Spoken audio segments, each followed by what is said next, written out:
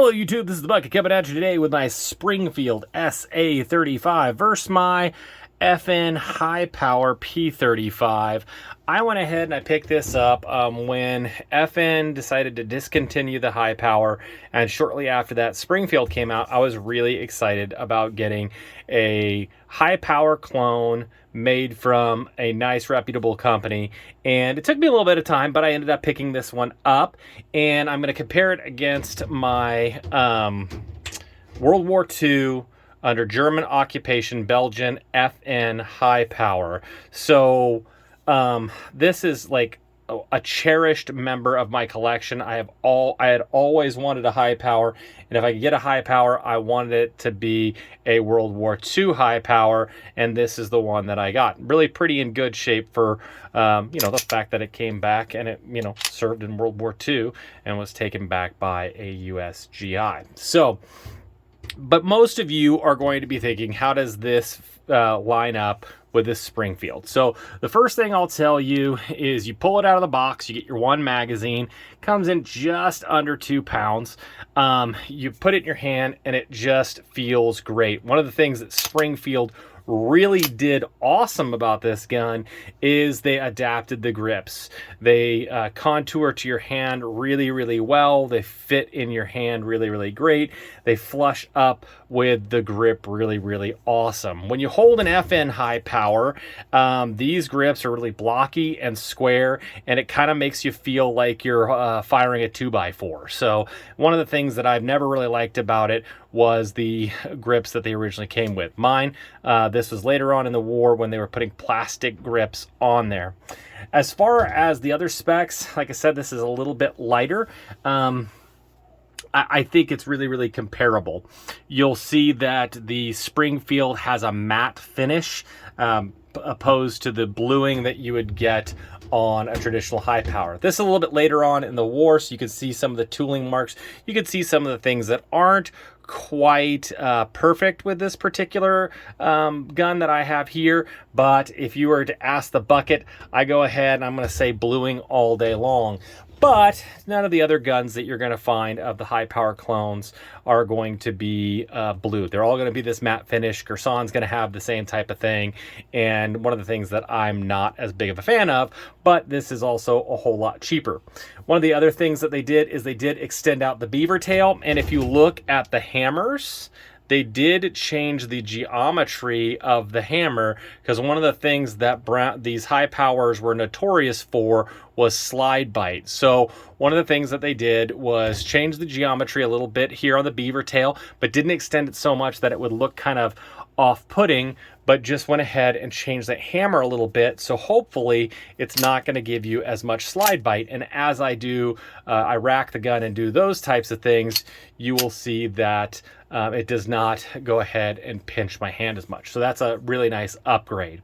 One of the other things that they did was this safety. You really can engage it with your thumb. One of the other downsides of the Hi-Power was it does have a safety, but it's not really auditory. It's hard to get to. It's really kind of an afterthought and really probably more of a disassembly aid than anything else. So Springfield did a really good job. Yet, if you look, it still feels like the original safety. You could see that they were really, going after kind of the market of the old timers, the FUDs, whatever you want to call us, that really wants it still to feel like a Hi-Power. It's one of the things, like the grip's so great, but they still made it a wood grain, so you still kind of have that Hi-Power feel. One of the other things that they did is they did improve the sights. Huge U-notch right here, and a really big front sight to pick up on the front, where on the original Hi-Powers, of course, you just had those military sights, which were not ideal. This was a huge improvement that Springfield did. But when you look at it, it's nothing too horribly gaudy or huge. It's it's an adjustable sight, but it's nothing that's going to be, it's really going to deter from you as one of those people that still want to feel like a Hi-Power. One of the other really big improvements that they did is they went ahead and they removed that awful magazine disconnect safety, which allows the mags to drop free. And it also improves, we're clear, it improves that trigger dramatically. So that is a really nice improvement. Although, because this is a World War II made under Nazi occupation, this one, they had stopped putting it in for theirs as well. So actually this one did not have it, but almost all of them, the Gerson, the Tissos, they all still had that magazine disconnect safety, which was a really, really ugly thing that we are glad that Springfield did not put in.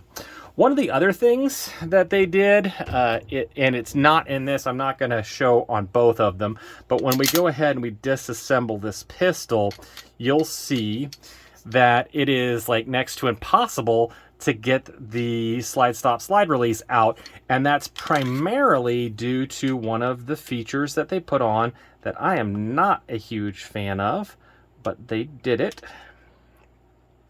Let's see if we can get it on here. Go ahead and you want to lift this up a little bit, and on the other side, without marring your finish, you want to go ahead and pop that out.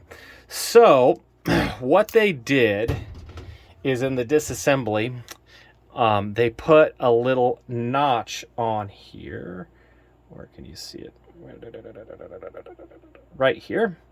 They put a little notch on here, which engages with the barrel and locks this in place. Now, this is a design feature that they wanted to add to I guess make it so you wouldn't accidentally have the gun disassemble itself. I think that was a problem that really never existed with the previous design. So I don't like it because I think it's going to end up with a situation where you end up with more marring on your finish because it's kind of a pain to get on and off. So that was something that I am not a huge fan of.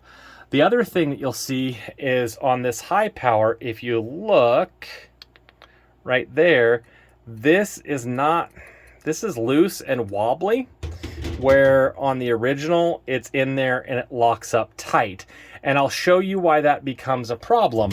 So on my Hi-Power, I go ahead, it just slides right back into place, and it is ready to assemble without any problem. And we can go ahead, make sure I got the right one here, and it just locks right into place. Great for assembly. On the new Springfield SA, since this kind of wobbles, first of all, I'm afraid that this is going to bind up over time. You can see how the spring is just not quite, it's just off a little bit.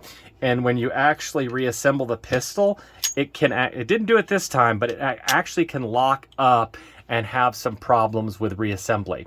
One of the things that I think for a company like Springfield, they really could have done a better job on. I did not have that problem with my with my Gerson, or my Arcus didn't have those. The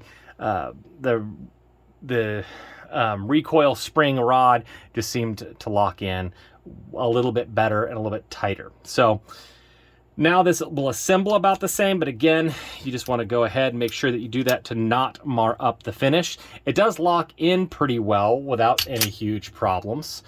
What am I thinking so far? Well, let's talk about a couple of other things. So when I got mine out of the package, I had this discoloration in my frame. Also, if you look right here on my rear sight, you can see that there's already a mark where I'm losing some of the finish. Some of the finish on this is just not quite as great. Gerson, I didn't have the same problems. Obviously, with a Hi-Power from FN, this is a World War II gun, and it kind of has the same amount of wear and tear on it, and this one is pretty much brand new out of the box. You know, if this was a $400 gun, I guess I would be a little bit more willing to give a little bit of leeway on it, but considering these sell for $700 new right now, I think Springfield could have done a better job.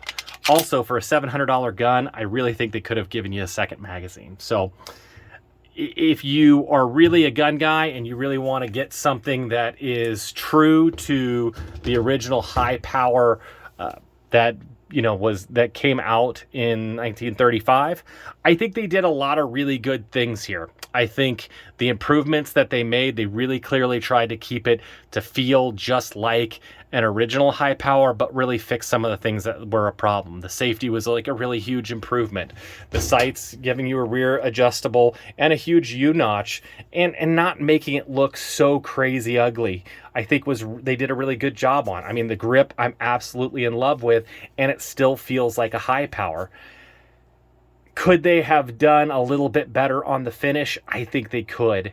Could they have, worked on the recoil assembly so it wasn't binding as much? I think they definitely could have done that.